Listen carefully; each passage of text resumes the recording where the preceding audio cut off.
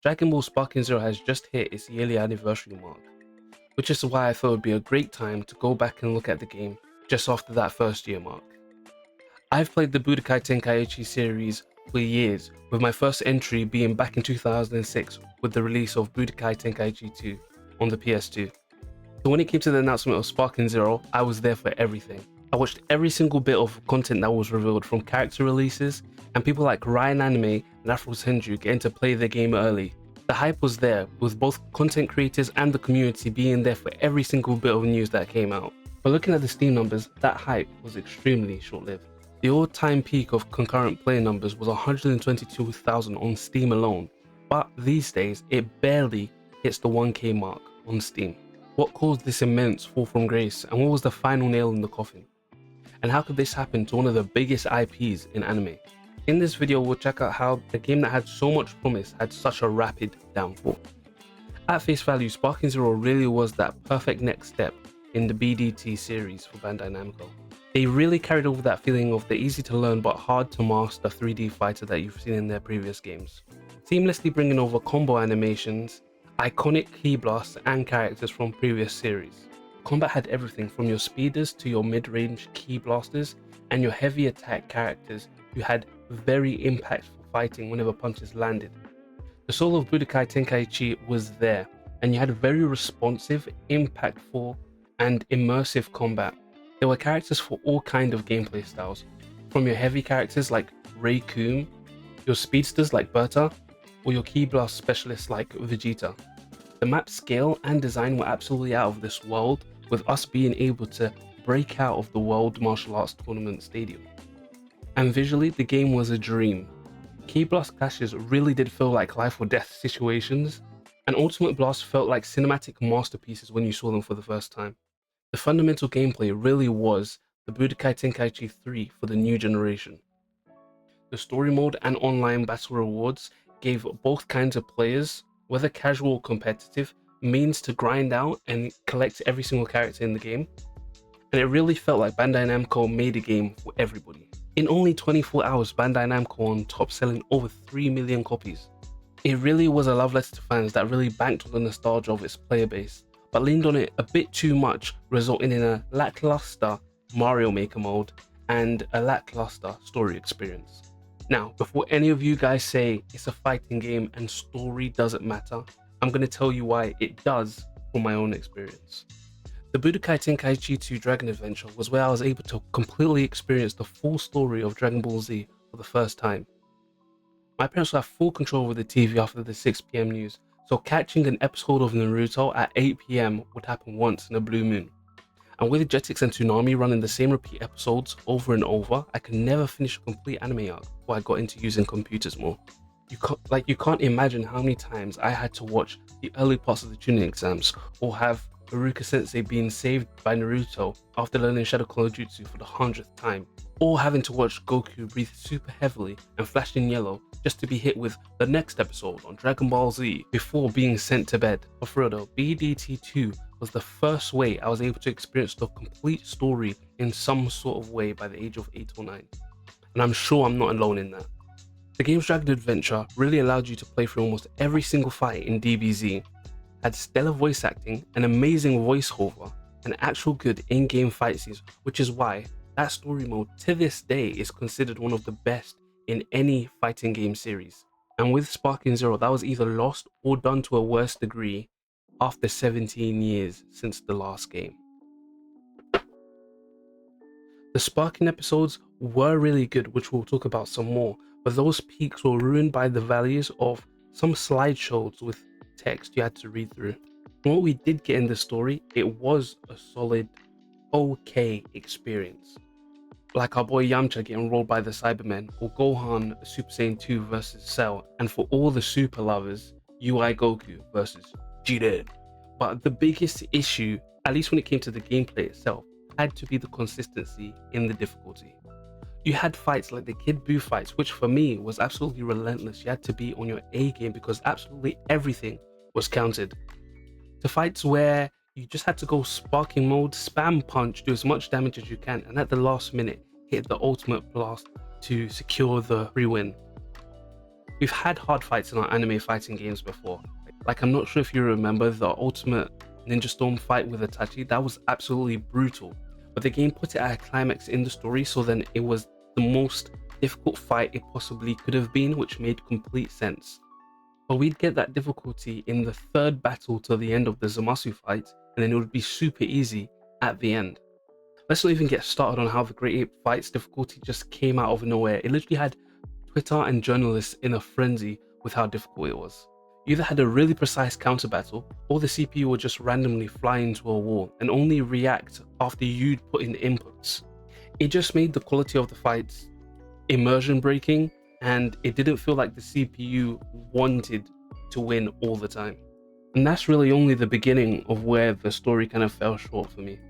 So with Vegeta, the probably most second important character in the whole of Dragon Ball, only had an hour-long story where they could have placed plenty of sparking episodes in there, with him being the main character, giving him that main character energy, and extending maybe what they had in the first sparking episode with Goku, with everybody developing their Saiyan power a bit earlier, and what that would have meant for the story in sagas to come.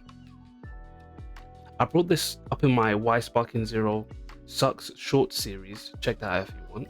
But a lot of the Sparking episodes we got ended up being Ultimate animations that were just recycled and upscaled for cutscenes, or they were just cutscenes with a different camera angle.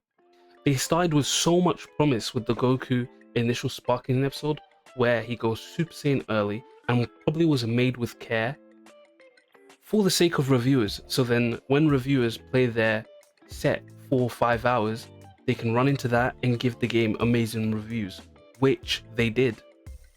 But that same quality was sort of lost when it came to the Sparking episodes of other characters that weren't Goku's.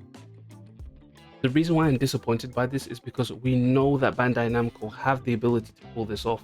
They were able to create a completely original Prince Vegeta story in Dragon Ball Kakarot, but they couldn't do the same for a beloved series within Dragon Ball that we've been wanting for almost 2 decades now. Imagine if we got that same quality throughout the game instead of the model swaps we had in the Gohan Black story, or the extended transformations, which were just abilities being used in the Trunks Sparking episodes. It kind of all just left more to be desired from the single player experience. On the note of leaving more to be desired, the DLC kind of really didn't do itself any favors by releasing with characters and characters alone in terms of content. It made it so that the time between just made you realize again the lack of content that was in the game between the DLC releases. This was reflected in the rise in players to 13k concurrent players on the release of the DLC, but then the quick decline after players realized if you weren't ready to deep dive and learn a character to its furthest extents, there was nothing to really do after trying them out a couple times in ranked, or realizing whether they were bad or good characters. This was even more evident on the second round of DLC releases, where we saw a 10k decrease in the peak of concurrent players, with only 3k players coming back for the Daima releases. It goes to show that characters alone don't give a game that staying power, and it can't keep players' attention, resulting in what we have today in player count. Having some kind of Dragon Ball superhero story added onto maybe Piccolo and Gohan's story would at least have made the DLC releases just that little bit cooler. Or at least add the soundtrack of the movies to the game so you can listen to it while you fight. Outside of the story mode, there wasn't much to do. I know there was the custom battle creator, but that was more mind's eye tier than Mario Maker tier customization. Games like Fortnite, Roblox, and the aforementioned Mario Maker has shown us that if devs aren't ready to let players freely create within their engine, they kind of shouldn't give us the option at all, especially when there's so many examples of games that allow that to happen and do it well on the market. Like take Battlefield 6 that came out recently. People were able to make complete CS maps and games with money buying systems and simulated flying races within their engine, which was amazing and keeps the passion for the game going. Imagine if we got a Dragon Ball meets Mario Kart kind of flying racing sim in the game where destructible discs are your red shells and solar flares are your ink splatters to block your vision. Creating your own levels and battles is already something that's kind of niche. Not every player wants to be a creator in that space. So to make something like that successful, players have to be given the tools to be as creative as possible. With the custom battles that we do have and do have the most likes and plays, we tend to see fights that were key moments or epic fights that probably should have been animated or at least given a slideshow like they did in the story mode. It seems like devs wanted the community to make battles for the main story they didn't have time to complete because of deadlines. The disappointing system we did get kind of just had models standing there with no voice lines and changing facial expressions with a couple of movements here and there. And it kind of creates the idea that it just stole time and resources from more fleshed out story sagas, which have made the game more enriching overall. Let's not forget that because of this, we missed out on having Ultimate Battle, which was something that was included in both the first and the second game.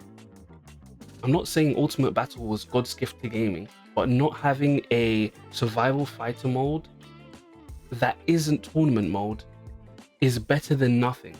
And that aspect of training your character and fighting another level of character could have easily been incorporated into some kind of online battle. Now let's address the elephant in the room: online battle in Sparking Zero. I'm not going to go into metas really developing and being stale, because in any game that you play, for any amount of time, a meta will develop and casual players will leave eventually, especially in the fighting game genre. But my number one gripe with the online play in this game has to be the lack of cross-platform play. In this day and age, not having cross-platform play is like running into your own banana on Mario Kart. It divides your community into 3 different places, and it also makes it so that it makes it harder to find a game at your specific rank, which only becomes exacerbated when your player count starts to dwindle. This clearly happened in the case of Sparking Zero, and you kind of make it so that one place, which ends up probably being PlayStation, becoming the only viable place to play the game for the long term. We've had too many just good examples of both of Fortnite and Overwatch showing how communities can not only survive for longer, but be revitalized when the console and the PC community come together. Looking for a game now just takes way too long if it's not done at peak times, and not having cross-platform play up until this day just leaves your game back in the Stone Age.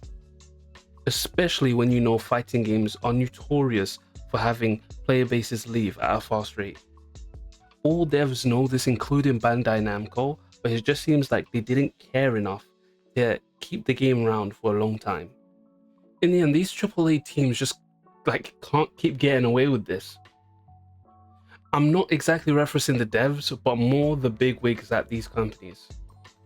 Like, take the voice actor for Goku. On his stream, he talked about doing 60 to 80 hours of voice acting work for Spark Zero. And let's not even get started on Christopher Sabat, who would have done even more than that, doing the voice of Vegeta, Piccolo, and the other 2 or 3 more characters he does in the realm of Dragon Ball Sparking Zero. When you take that into account and the passion that the devs showed in the announcements, you kind of can't see that dedication in the end result, and the game overall just kind of feels rushed. Data miners from when the game was first releasing showed a number of characters within the game that would have been highly anticipated and that were planned to be playable characters that haven't seen the light of day or haven't been released yet in DLC. And it kind of just solidifies the sentiment that they kind of gave us a half-baked game because of management giving them stricter deadlines. It's like, come on, we waited 17 years for that. What's another 2 years in the hyperbolic time chamber to make sure it comes out with some good polish? I don't know, maybe Unreal 5 is a nightmare to code in, but giving us a product that is worse than what we got almost 2 decades ago and 3 console generations ago is just unacceptable. Also, the fact that Bandai Namco did not put enough content in the game led to players leaving, also resulting in Bandai Namco not seeing any reason to invest in the game any more than they already have, creates this like Ouroboros cycle where people at the top are ruining the game and making it short-lived on purpose because of deadlines, and it just leads core communities to become more tinfoil hatted and think that these bigwigs are doing it on purpose because they want the game to die so they can release their next lot of games in the years to come. So profit margins are always increasing. It's kind of like MCU style. Just do quantity over quality, hope that nobody thinks critically about it, and hope that they go for the next product, because they're always looking for their favorite IP to be revived back to its glory days. I just want to say at the end of this, I didn't mean to make this video sound so negative, but it kind of just hurts when something you loved growing up gets tainted by corporate overlords for their next quick buck. I know this was a little bit sad, but if I was a bit too critical and there were some things that you really enjoyed about the game or I didn't go into enough, talk about it down in the comments. I'd love to hear what you guys have to think about Sparking Zero 1 year later. If you do enjoy this kind of content, we'll be doing Mad Max soon, so like and subscribe for that. If you're into guitar or Valorant, we do play that on Twitch, so link should be down below for that. And if you want to see me get jump scared, there should be a video right here. And if you want to see one of my other reviews, there should be a video somewhere around there. Other than that, have a good rest of your day or night wherever you are, and I'll see you guys on the flip side. All right, peace.